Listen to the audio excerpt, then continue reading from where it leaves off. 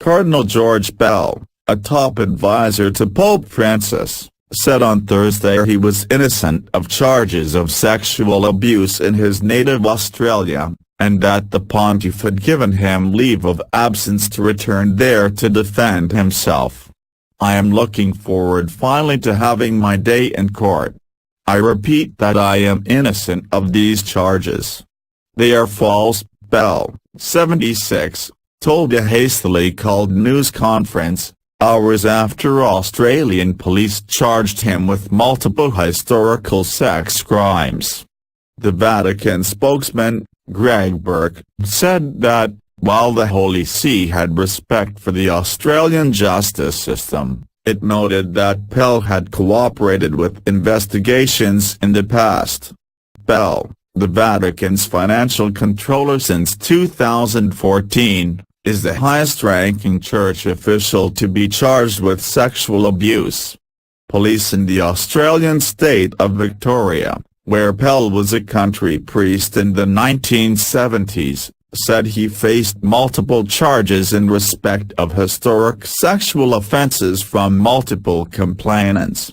They did not detail the charges against Pell or specify the ages of the alleged victims or the period when the crimes were alleged to have occurred.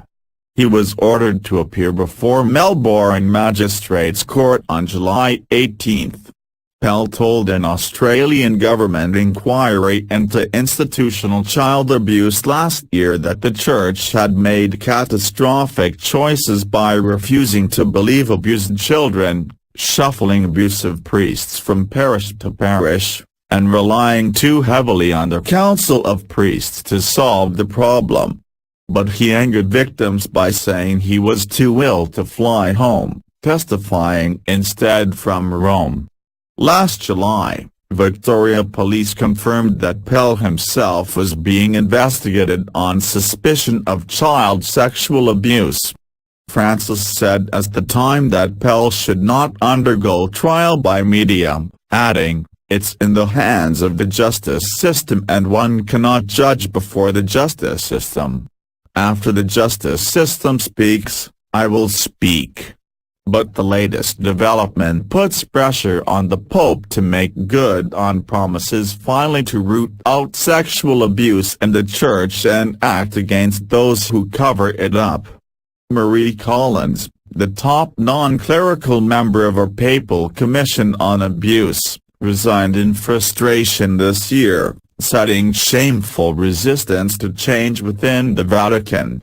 Church sexual abuse broke into the open in 2002, when it was discovered that U.S. bishops in the Boston area had simply moved abusers to new posts instead of defrocking them. Thousands of cases have come to light around the world as investigations have encouraged long-silent victims to go public, shattering the Church's standing in places such as Ireland, and tens of millions of dollars have been paid in compensation. "I would suspect the charges against Pell are going to be stunning to the Vatican and to the Pope himself," said Thomas P. Doyle, the U.S. priest whose report on sexual abuse in the Church led to the discovery of cover-up practices in Boston. Under previous popes, the Vatican, a sovereign state in the middle of Rome, sheltered officials wanted by other countries. In the early 1980s, the Vatican refused an Italian request to hand over Archbishop Paul Marcinkus, an American who was then head of the Vatican Bank and was wanted for questioning about the fraudulent bankruptcy of a private Italian bank. Cardinal Bernard Law of Boston moved to Rome after a sexual abuse scandal erupted in his diocese, and has been living in the Italian capital for more than 15 years. Victims' groups were outraged when Law, now 85 and retired, was given a plum job as chief priest at the Rome Basilica by the late Pope John Paul II. However, Francis was tough in the case of Joseph Vasilowski, a former archbishop who was accused of paying for sex with minors while serving as papal ambassador in the Dominican Republic. Veselovsky was recalled in 2013, defrocked and arrested in the Vatican in 2014, but died shortly before his trial was due to start in 2015. Victim support groups say successive popes have failed to grasp the gravity of the situation, but welcome the judicial steps.